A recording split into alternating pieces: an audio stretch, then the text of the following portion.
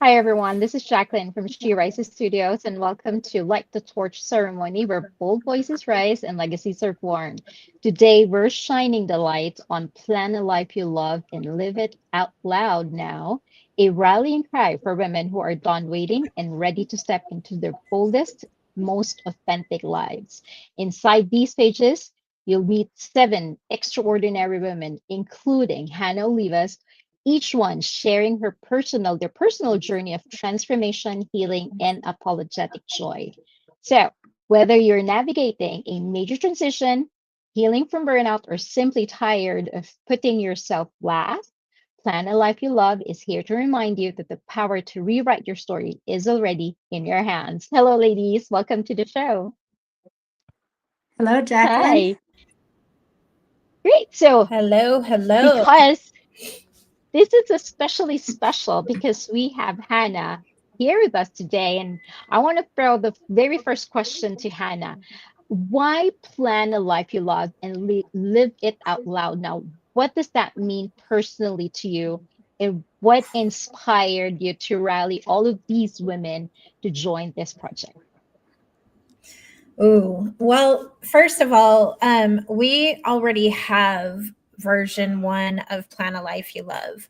And the reason why I wanted to write even the first book was because I realized through personal experiences that I was not living life the way that it was meant to be. There is a plan for me, just like there is a plan for each one of us on earth. To We have a purpose, there's a plan, there's a calling. And I realized just that the importance of really understanding what that was. So we wrote book one, and then we took it a little step further and we wrote an accompanying journal with book one, which we really wanted to give women the space to lean in and really do a deep dive and understand what their plan is for their life, their purpose, all the different things that they're meant to experience, and without limitations.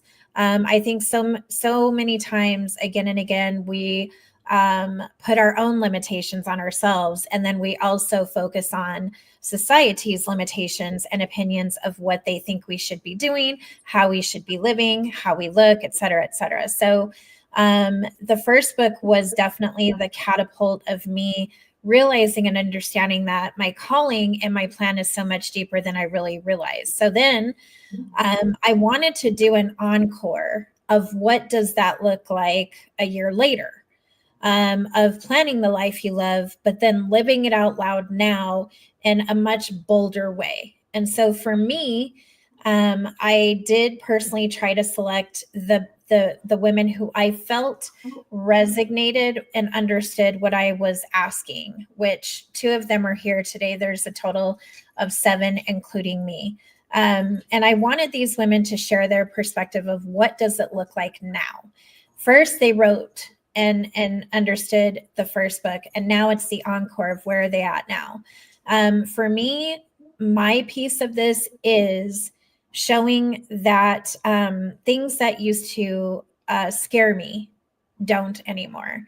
Um, Opinions of others, I don't focus on them. My plan is to focus on myself, my life, the people in my closest of hemisphere, but also to always make sure I'm doing impact for good. So I think that this book is another version of showing men and women, honestly. I don't think this book is just for women either, but just showing the capacity and the abundance of the life that you have, and to really honor and respect every single second of it. Wonderful. Thank you so much for that, Hannah. And this book obviously is very inspirational. But for Sylvia and Carmen, what then made you say yes to Hannah on this project? I'm sure you already have a lot on your plans and plates, but what made you say yes to Hannah? I'll start, unless Sylvia, you want to start. For me, I looked at this book And I always look at, I make my plans, but God directs my steps. So I started reviewing my life and looking back and thinking about the things that, oh, I thought it was going to go one way, but it really went another. And so, for me, that was maybe my parents' divorce. I thought my parents would have been together forever. It would have been maybe thinking that I would have gotten grad school in my speech and language pathology program, but I went a whole different direction because a 3.8 was not high enough. It would have been where we wanted to expand our family and have a very large family, but we lost twins at 6 weeks and no, 6 months and 2 weeks. I'm sorry, twice. We lost twins and then we lost a baby too. So just thinking about all these things, or when I put my heart, blood, sweat, and tears into building a business, and then I was forced to shut it down both in my home and online, and just looking at it, but then realizing that God just has this much bigger, more amazing plan for my life than what I could ever orchestrate myself. So when I saw this is my passion project alongside my solo book, because Courageous Women Casting Cares Upon Jesus, because I was able to incorporate a couple of poems. I actually brought in some of my photography from my former business, Carmen Mendel Photography, and this very well could be my last anthology project. So I was like, I just wanted to give it my all. So that's my feeling on plan a life you love and live it out. Great, great. Yes, Sylvia, do you want to share? For me, having a sequel a year later was very significant. I have contributed chapter to different anthologies with She Rises Studios Publishing, yet going back to one we wrote and literally see what is the next step, because we all are committed not only to our personal evolution, but helping the world to consciously evolve, deliberately evolve through our writing. So I thought, wow, that's a unique challenge. And for me, my chapter touched me personally very deeply while writing it, because it was a discovery. I didn't write a content that was already conscious in my brain before Hannah invited me. The revelations came because I said yes to the invitation and I started writing. And I do now all my writing first by hand, because I am an applied neuroscientist. I'm a master neuroplastician. And I know when I write by hand, I activate my two brain hemispheres in a completely different way. And I get access to my subconscious mind and my emotions and my memories in a way which we can't do when we type. Because when we type, our hands stay on the keyboard parallel, or if you're a bad typer like me, you are with one finger dancing around. So the point is, when we write by hand, we move our body in a completely different way. We go over our middle line of our body and we get access to things, content literally, that lives already in us, but we don't consciously know. So my chapter is all about gratitude and a huge paradigm shift. I'm 58. And I grew up in a certain culture, originally in Germany, and later in the United States, where gratitude was always something to be earned, where gratitude followed something I have done before, like a good task, a good deed, or maybe I got something, when my grandmother or aunt gave me a gift as a child, my mom kicked me and tapped me on my shoulder and whispered, come on, say thank you, be grateful, So it was this whole conditioned form of gratitude. And it was so linear. And so in my chapter, I don't want to give it away because, beloved viewer, I want you to buy our book. So I will not give it away. Yet I discover that this linear needed to be based on conditions and be earned is an outdated paradigm. It's not wrong. It's not false. But if we are serious, especially in the context of artificial intelligence and the tsunami of change globally coming towards us.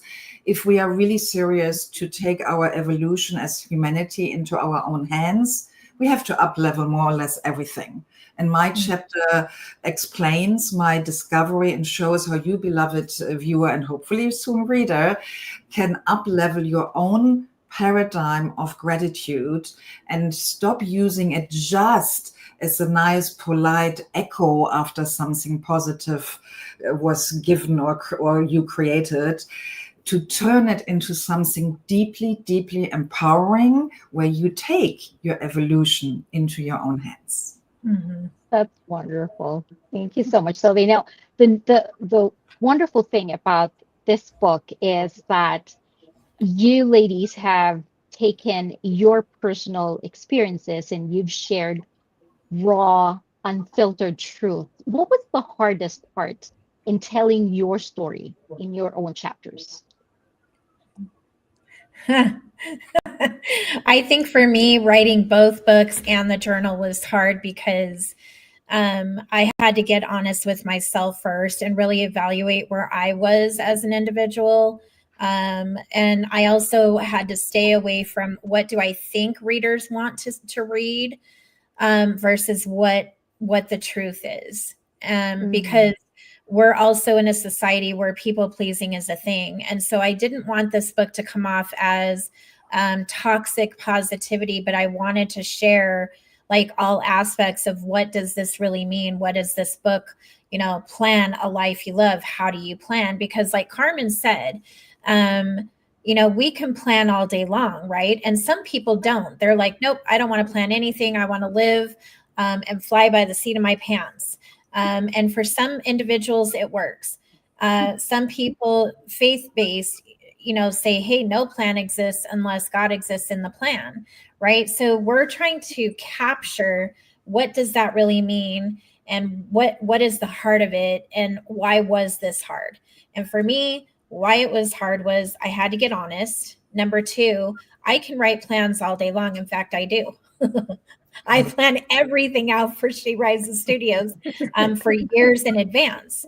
I am a visionary, a creator. So I had to really say, okay, Hannah, this is more intimate. This is more personal when you're talking about planning the life that I currently love right now. And here's the part where it was like a gut punch. I didn't like my life. I was sad. I was broken from so many things. It wasn't just any one particular thing. It was several things. And so as I'm writing this book and sharing some very scary, intimate details, I realized I'm not in love with my life or myself. I don't appreciate the time. I don't understand the relationships I have or why they're there. I don't understand why the things happen that do, and why do good things happen to good people. Like there were so many, I had more questions than I had answers. So I had to go back and write and go back and write and go back and write to even get book one in the first journal. So then comes book two, and I'm in this much different mind frame of every second is a gift. And so many times we're so focused on the next big thing or the bitterness when someone hurts you instead of the forgiveness, or we're shaming and blaming ourselves. We spend so much of our lives focused on the wrong things. And then before you know it, you're in this yucky cycle. And the truth is, none of us know how much life we have here on planet Earth. We just don't. So in my head, I was like, okay, I battled depression for the last 3 years. I've battled anxiety and panic disorder. I held back in sharing it to the audience. Then I finally do share it to my readers, to my viewers, and I was questioned of my capabilities of a CEO and even as a woman in business. And so then I closed up and went introvert and got worse. It became worse. And so when I finally said, you know what, I know what it looks like to live out loud. I know what that means now. It means sharing my truth, no matter the judgment. no matter the naysayers, no matter what happens, as long as I stand in my truth, I'm not looking for perfection. I'm looking to live a good life, to have incredible relationships with men and women across the world, but more importantly, with myself, my faith, my family, my children, my grandkids, and my health. Because all of the wealth that we create, all of the money we make, has no bearing or relevance if you are ill and you cannot spend it. So I almost feel like there's going to be a book 3, and we are going to focus more on the aspect of the health and wealth side and what that looks like, and the importance, especially for women. Because here's a fact, and it's not a fun one, which is why I didn't say fun fact. A fact that in the World Health Organization, women have created a new statistic. And the statistic and diagnosis is called overwhelmed.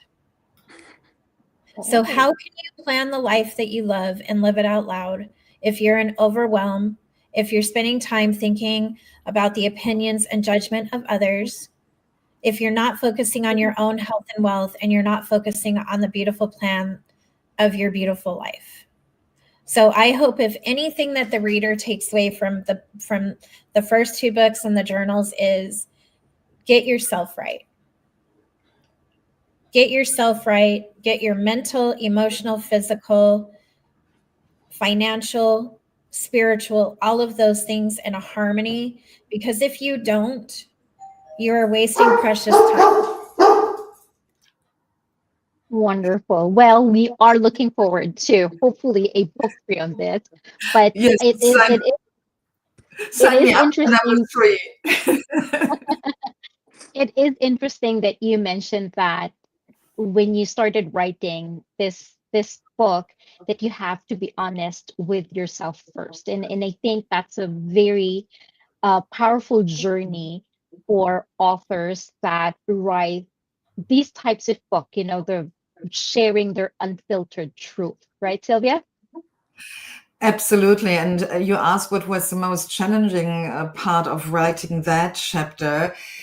For me, I have written solo books and I have written a lot of chapters, and the writing process I have now down like it's ritualized. There are phases, and I think this is my 9th or 10th anthology with She Rises Studios in less than 2 years. Yet I find the writing process, not the publishing, the writing process of a solo book easier. Because in a chapter, I have a much shorter amount of words. I can't bubble around. I can't go on a tangent. When I lose the reader, they just jump to the next author and to the next chapter. In a solo book, you can have 1 or 2 weak pages, and the reader still stays with you when the content overall is valuable for them. In a chapter, in an anthology, you can't do that. So every word counts. And English is not my mother language. And I have 2 university degrees. So my old German writing style was very dry, very academic. Storytelling was not part of it culturally. So for me, weaving these different puzzle pieces, independent if it was this book, just in general, in a chapter where I open myself, being vulnerable, sharing a story, sharing it in such a way that it's relatable to the reader and valuable, and not just a story from a strange woman from the other side of the world, but a relatable story from my life. That's a magic, because then the reader finds him or herself in the story, relates to the book, and can learn and grab things out of it. Otherwise, we stay disconnected. And then translating the relatable story into the message I want to get across, and being clear and precise, and using brevity. Brevity is beauty and chapter contribution, and not bubbling and way too long, rambling like I do right now a tiny bit. It's a huge challenge for me and my brain type, because my brain connects so many things. I literally try to squeeze 10 solo books in a chapter. This is how my brain feels. And so I need to do a lot of internal, literally nervous system regulation, to calm my brain down, like quiet up there. Yeah, this is the one message, this one point I want to get across. So all the other voices, shut up, so that I can focus on this one message, find the right stories to support and translate this one core message into something tangible, and then end ideally with something the reader can take with them, something practical, a call to action or a process. So for me, writing good chapters is an art, and it's a much more non-forgiving, brutal art than solo book writing. Who cares if in 12 chapters, 1 or 2 are bad, or in 250 pages of a book, there are 3 badly written? A chapter, an anthology, never forgives that. So for me, that's in general the big challenge. I need to master my brain and my nervous system and my focus and my writing in service for you, beloved viewer and reader, so much more. And that makes, in my eyes, anthologies also so valuable and precious, because the reader gets condensed multiple books in one. I mean, hello? And especially and now, the everyone wants a magic pill and wants a summary, etc. Yeah, anthologies are priceless. They are a library in a thin book. the wonderful another wonderful thing about anthologies is that you get one message from each individual author. So you get this whole lump of very good what do you call that, advices or tips or tools. And the nice thing about this book is that this is not just a storytelling type of book. This is a blend of memoir and a journal, a legacy builder. If there is one tool, one exercise that your reader can take from your chapter or from this book, what do you think that will be? I can speak on that.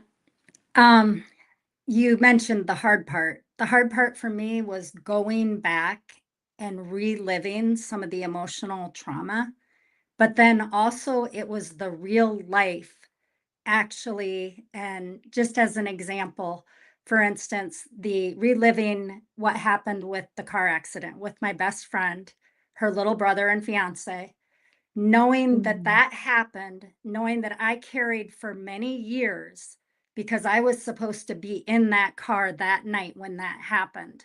And for some reason, I changed my plans last minute. Now, I believe God protected me from that.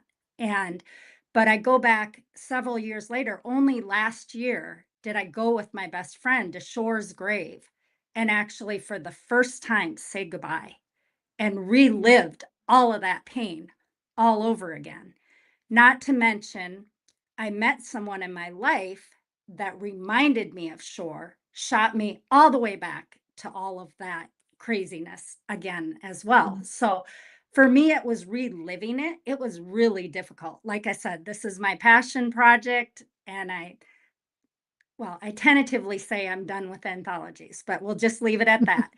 But my message to the readers and watchers, anybody listening right now, is do not live in the past. You will rob yourself from all the beautiful things in the here and now with your family, with your friends, with anything going on, if you're constantly living in the past. And I think it's on one of those cartoons, Uruguay or whatever, said, the past is history, the future hasn't happened yet, but the present, the right now is a gift, and that's why we call it the present. I just messed up that saying, but it's in my chapter. You know what I mean? The whole idea, just focus on now, focus on God, focus on what He wants for you.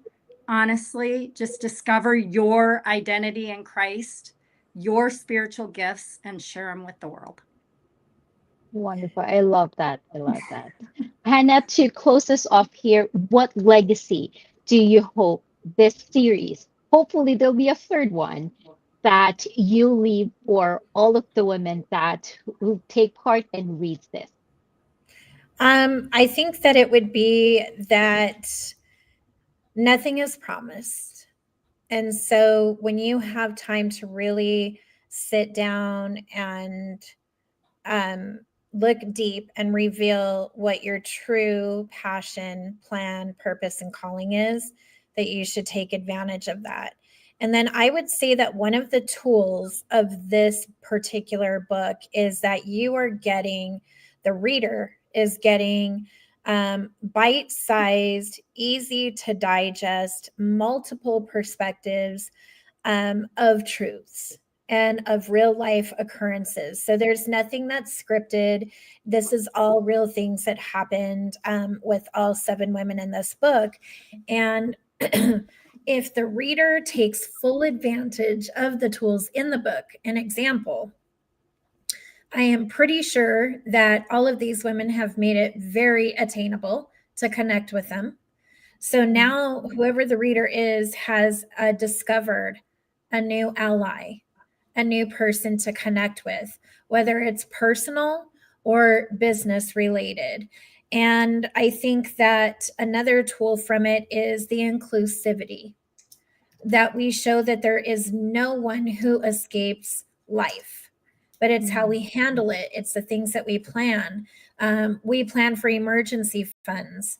We plan for vacation. So why can't we plan for all the goodness and valuable things that belong in our life? So I think there's so many different practical and inspirational tools that can help you to really honestly plan the life you love and live it out loud now instead of later, because we don't know if we have later. And that's the biggest one of them all. And I would say when we're talking about anthologies and if we're ever going to write them, I was in a slump about 2 months ago and I was like, I just can't write anymore. I'm over it. I think I want to pivot. But when I started really reading the chapters of the other women in this book and really seeing like the importance of what needs to be shared out there, I officially decided to pick the pen back up. And so I will be doing many hundreds of thousands of anthologies until the wheels fall off for me, because I feel like every single day that I live, there is a story, and some of it is funny and some of it is wild and crazy and free and limitless, and some of it is heartbreaking things that are occurring. But if we continue to share and pick up the pen and share our voices, you will soften humanity. And that is what it is all about, because our world is so angry and so hurt and confused, and there's division. And so if anyone who picks this book up and reads it, and you really do the deep dive and you do the work that I'm talking about, you'll want to be a voice too, a voice and an impact for good. And so with that said, I encourage anthologies. I encourage women to write and share their stories until their fingers can't hold the pen. And I'm like Sylvia, I'm old school. I write it with pen and paper, and then I put in all the technical stuff, because it gives you that feeling of you actually doing something. It's not AI doing it for you, but this is you. You are writing and sharing your story, not someone else. So for anyone who doesn't take these types of books seriously, I would encourage you to really reframe your perspective, because every single day I hear from someone of how my story has changed their life, how I have inspired them to do and say and be who they want to be. And I don't say that in vain. I say that with humility, but it's true. And so that's why we should all be planning a life we love. Live it out now, no exceptions, bold, brighter, and just fearless. Awesome. Awesome. Well, thank you Wish so I much. could hug Thank you right now, Hannah. This was so not only brilliant, but so beautiful and so aligned with all of us, I assume. And what you said, the impact of softening the world. I love your word softening. I think we all, you beloved viewer, take a deep breath and allow yourself to just right now to soften into this. This is my, I don't know, gazillions online live stream in the last 10 years since live streams exist. And I remember how not soft I was at the beginning, how pushy, how professional, how made up, trying to look perfect, Instagrammable, la la la. And and it was my body.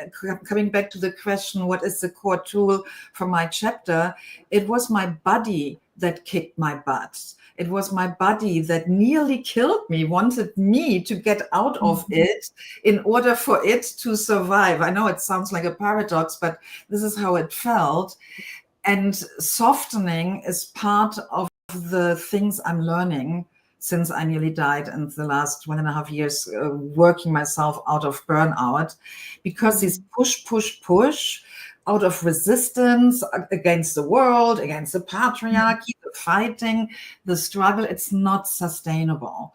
And coming back to my chapter about gratitude, beloved viewer, please remember the last few times when you felt gratitude or spoke words of gratitude, where did they come from? Most people's gratitude, sadly, doesn't come really authentically from their heart. It comes from the mind, because they have learned, oh, when I get a gift, I have to say thank you. Or when my neighbor greets me, I have to say thank you. Or when I get a pay raise, I should say thank you to my boss. So it's this kind of intellectual decision, which makes it so conditional and so soulless. And in my chapter, I go even deeper than just the heart. I go deeply into the body, into the somatics of gratitude. And softening is a perfect word for the bridging into that, because sensing gratitude from head to toe, you first have to soften your mask of perfection, your weaponry, your armor. We all run around, I believe, with like 10 different masks over our face. And I don't mean just makeup. I mean certain ways of holding ourselves and looking. I mean, today, for example, I'm here with unwashed hair. A few years ago, I wouldn't have allowed myself to be on a screen here, live stream, with unwashed hair. But I mean, you can't smell my hair through the screen. You don't even see it. But because of my health, I go swimming nearly every day. And for me, especially as a German, washing my hair daily doesn't make sense. It's not even healthy for the environment, nor my skin on my skull, etc. So my point is, softening, if you beloved viewer just take that word from our wonderful book, by the way, the colors of the cover, here you see it, Plan a Life You Love. They are magenta and soft pink, and it's so gorgeous. I love also the evolution between the two books. Softening is the bridge to drop into your body, because I believe all solutions, and I mean all solutions, including climate crisis, AI and politics and wars, the wisdom and the answers are in our body. And when you start living gratitude as an embodied, sensed, felt experience, you heal yourself, you change your energy and what you radiate, you change how you speak, how you relate to others, and through that, you embody the change the world needs right now. And it starts with softening. Wonderful. Yeah. Wonderful. Awesome. Thank you. Well, thank you so much, Hannah, for never being tired of rallying these wonderful women and sharing their stories with us. Truly, you have been an inspiration alongside with all of the other authors. They have been an inspiration, and I'm sure that they will continue to inspire other people through this second book. Plan a life you love and live it out loud now. Is this more than just a book? This is more than just a story. This is a reset, a permission slip to start living like you mean it. So to everyone out there, plan a life you love and live it out loud. This is the second book. Go ahead, grab your copy. It is now available on Amazon. Let this be the moment you stop asking for permission and start living it out loud. Thanks again, everyone. Thank you, Thank you to everyone. Angeline. Thank you, Hannah. Thank you, everyone. Thank you.